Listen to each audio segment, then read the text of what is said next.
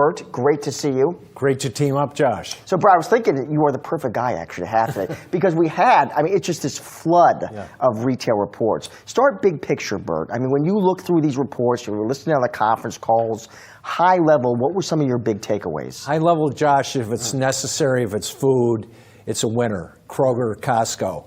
If it's unnecessary, Best Buy, wearables, department stores, Target disaster, off-price struggling. So Best Buy really struggling. So Best Buy Kohl's deeply disappointing, as you and your team have reported today. So consumers, 70% living paycheck to paycheck, family of 5, cost $9,000 more this year than a few years. And the smart shoppers, Josh, watching you in Yahoo Finance, they're not going to spend for Black Friday to New Year's Day. They're going to wait till next year because desperation discounting will be the best bargains in history. So just get gift cards this Christmas.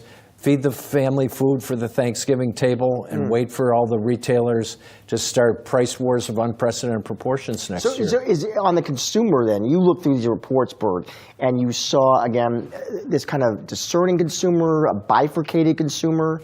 Bifurcated, Josh. So consumers where both heads of households are working, or people have a white-collar job doing well. If people have a blue-collar job or fixed and limited income, they're struggling. Wow. Because I know the optimists were saying, Burt, listen, they looked at the consumer and said, low jobless claims, strong wage growth. I mean, you see what the stock market's doing, but you look at these reports and say what we see is a bifurcated consumer landscape. Bifurcated, Josh, and I agree with you and Julie in your great interview with Bob Dole a few minutes ago. That this is really a risky market. It's very heavily valued, whether it's for pension plans or personal savings.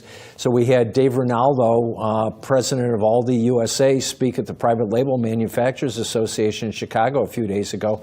Everybody's moving to private labels, save more, better quality, higher standard of living. You got Smucker's reporting tomorrow. I think that's going to be tough times, and what they're going to talk about, as with all the big CPG companies, that people are spending, but they're spending less to get more value. Interesting. When you looked at these reports, Burt, what did you learn about that just all-important holiday shopping season coming up here? The big thing, Josh, is for the first time, customer counts for the store-based retailers are declining significantly, with the exception of American Express Small Business Saturday. So everybody's moving to shopping online. Why is that important? One, because movie theater sales are down about 30%, so over $1 billion because of the poor quality of Hollywood releases this year. But the second, my alma mater, PricewaterhouseCoopers, put out a survey, up to 25% of people are still afraid to shop at stores, and we do a lot of... Why are they afraid to shop at stores? Cover story, Bloomberg and Time Magazine, Tampa Bay Times. Walmart tends to use 911 for security, so they have... So they're worried about crime. Yeah. Crime, and Target and Kroger and Costco have fantastic public safety in their stores, great places to shop. And there's going to be a real requiem, as my colleague Henry Millay reported earlier today. Taylor Swift's book is being released exclusively at Target on Black Friday. So that's going to turn the tide away from massive record-breaking customer counts at Walmart and start a real retail renaissance for Target with the Swifties and the Taylor Swift fans. Is crime more of an issue in certain regions of this country than others for retailers?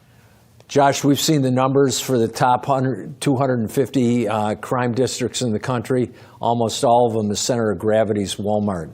And we don't go looking for it, but we do a lot of retail expert operational stuff. And some of these tragedies of horrific crimes that are unspeakable at Walmart are completely out of control, and it tends to be unique to Walmart. Let me ask you about another big theme. Obviously, we talked about it today. Trump was making headlines, new pledges on tariffs. Broadly, Burt, how do you see tariffs impacting the American retail industry? I agree with you and Bob Dowell. Short-term, unprecedented pain. Longer term, as U.S. tariffs come down or more in balance, Europe, the tariffs are 200% higher, Japan 150% higher, India 500% higher. As we get China about 150 to 200%. Josh, as we get those tariffs back in balance, the consumer 3 or 4 years out, we'll see lower prices, but short-term higher, and it's the toughest time for higher tariffs and shopper paying a higher price premium, especially on branded goods. Are there certain retailers, Burt, that you think are better positioned to weather that near intermediate term than others? Yeah, Kroger, because they source domestically and have 35 of their own manufacturing plants. Albertsons the same, Costco's the same, BJ's is the same. Relatively immune from tariffs. Walmart, for their non-consumables, up to 80% comes from offshore. So with the higher shipping costs, higher tariffs. Walmart, Best Buy, the leading department store chains and the specialty store chains will have a tougher time. But as you reported earlier, great numbers from Urban. So when you have great leadership and great branding, great operations, great customer service like Urban, you're going to win every time, as does Costco, as does Kroger, as does Winco, as does BJ's Wholesale Club. Last question, Burt. You know, with some retailers reporting today, it was interesting you did hear the election get brought up. I mean, is that a real thing? Like the election caused uncertainty and caused people to pause on a purchase?